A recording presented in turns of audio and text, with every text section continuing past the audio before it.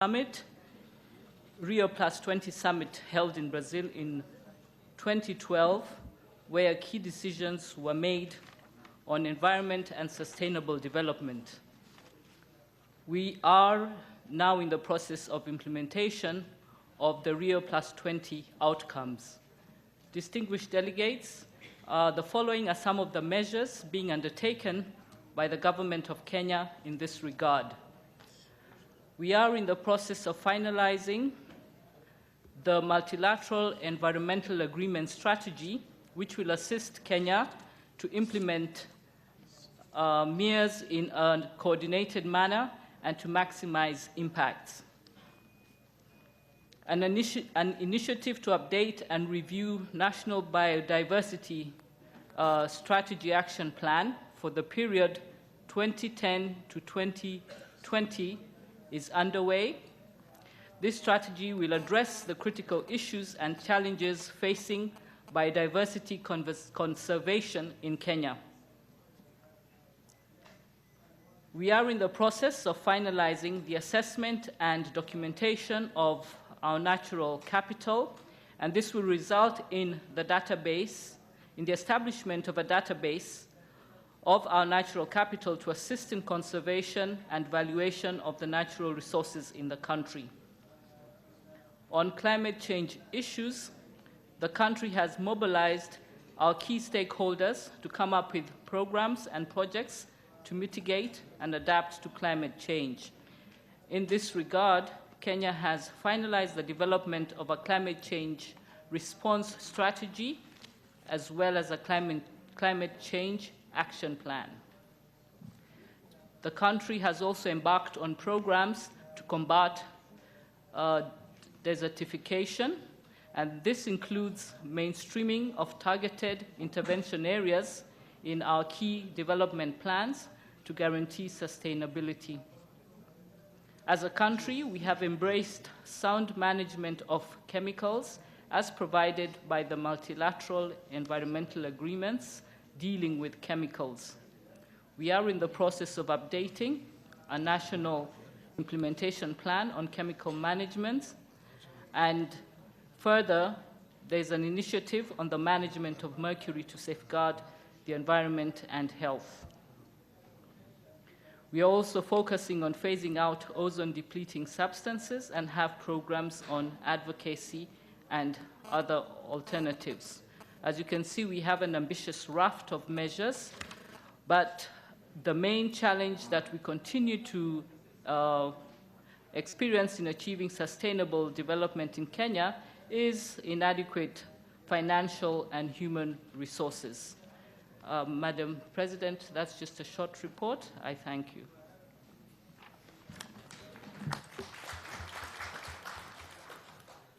Thank you, Kenya, for your statement. The next delegation on the list is Thailand. You have the floor, Thailand. Madam President, Excellency, distinguished delegates, environment and sustainable development is an important matter for Thailand. For decades, His Majesty King Bhumibol Adulyadej's philosophy of sufficiency economy has been ingrained in our national development agenda. Our country's vision in development has always been about sustainability for the purpose of securing a sustainable future for all.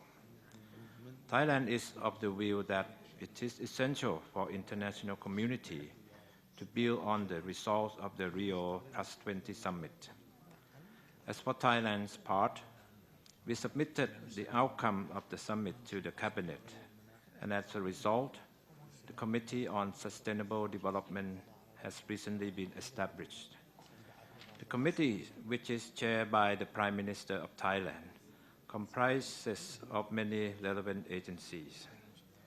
To reaffirm our commitment, Thailand is also in the process of drafting a country strategy on green growth for the year 2014 to 2015. The strategy aims to promote 6 policies, namely green growth, production and consumption, the use of economics and legal instruments in environmental management, readiness for all sectors in adapting to climate change and natural disaster, sustainable management and use of natural resources, and creation of green society.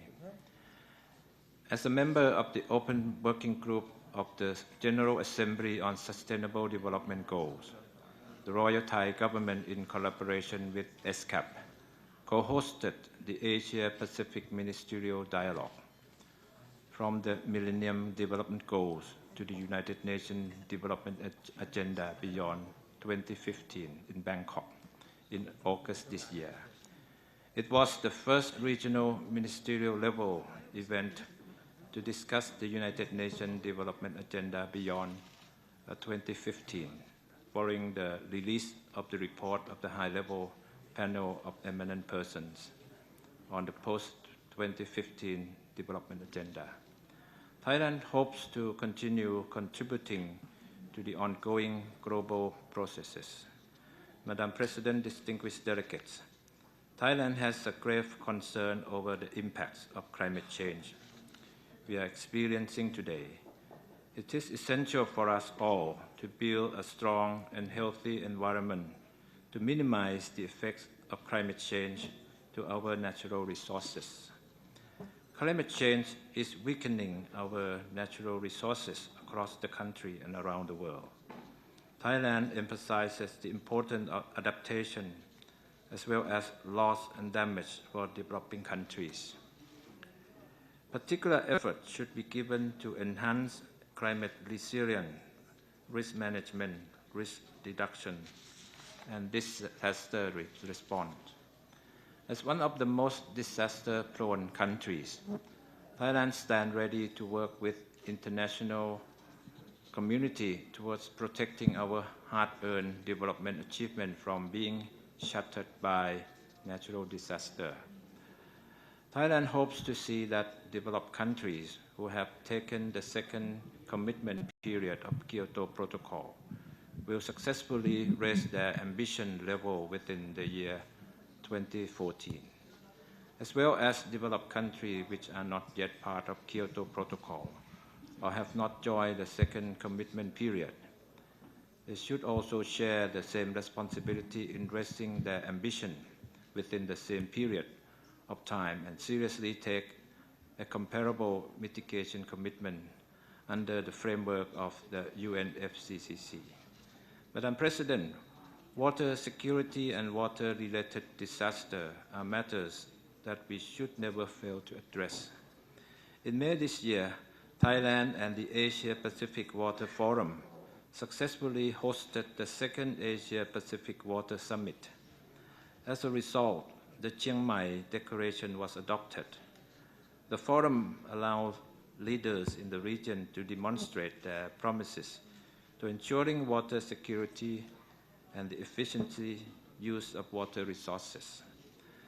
For the future and on the related matters, the Royal Thai Government also plans to co-host the 6th Asian Ministerial Conference on Disaster Risk Reduction in June 2014, with the United National Ministerial Conference on Disaster Risk Reduction. This, of course, will be another forum for the region to address one of the most challenging regional and global issues, as well as sharing knowledge on how to use science, technology, and innovation to develop more comprehensive early warning system. Thailand believes that science, technology, and innovation, together with information and communication technology, are essential components in achieving the goal of sustainability. Madam President, last but not least, the issue of biological diversity is equally vital. In line with the global commitment made in the Convention on Biological Diversity, Cartagena Protocol, and Nagoya Protocol, Thailand is expeditiously drafting a 9-year strategic plan to manage biological diversity in the country. Thailand is also going through internal legal process and constructively working on a detailed roadmap and proposal to successfully ratifying Nagoya Protocol in the near future. I thank you, Madam President. Thank you, Thailand. Now I have two more delegations on my list. Republic of Korea, followed by Japan.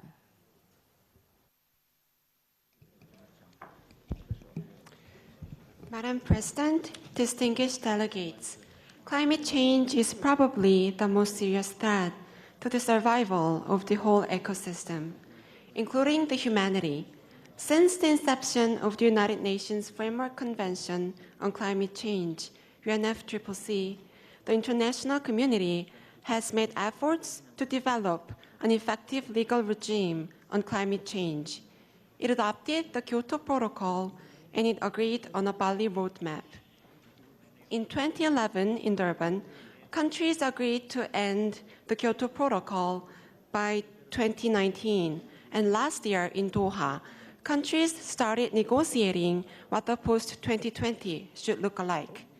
The UNFCCC is built on the principle of common but differentiated responsibilities.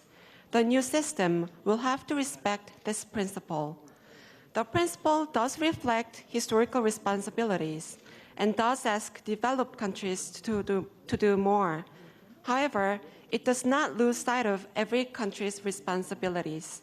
Therefore, the new protocol or any other legal instrument should invite all the countries, both the developed and the developing, to take action. The new system should be flexible enough for every country to participate. Taking this opportunity, my delegation would like to thank all the member states for their support to the Republic of Korea in hosting the Secretariat of the Green Climate Fund last year. This fund was established with an eye to support developing nations' adaptation and mitigation efforts. And I would like to echo my Indian colleague, and I also expect all member states' continued support for the GCF so that the fund can be an effective system in tackling climate change. Last but not least, my delegation would like to appreciate the Indian government for its leadership it has shown in hosting the 11th Conference of Parties to the Convention on Biodiversity. Next year, Korea will host the 12th Convention of Parties of CBD in October. My delegation wishes this event will turn out to be a great success, and I wish all the member states of ALCO to participate in this process. Thank you.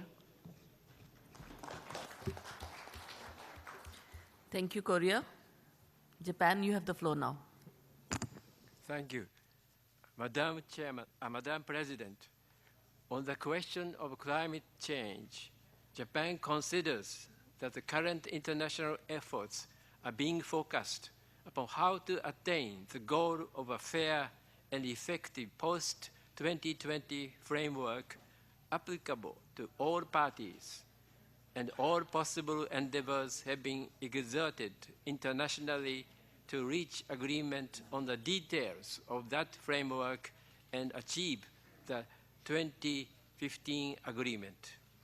Therefore, the forthcoming meeting of COP19 to be held in Warsaw, Poland, will be a crucial meeting to deliberate intensively upon the elements to be included in the future framework and determine specific work schedule for the next 2 years towards 2015 agreement.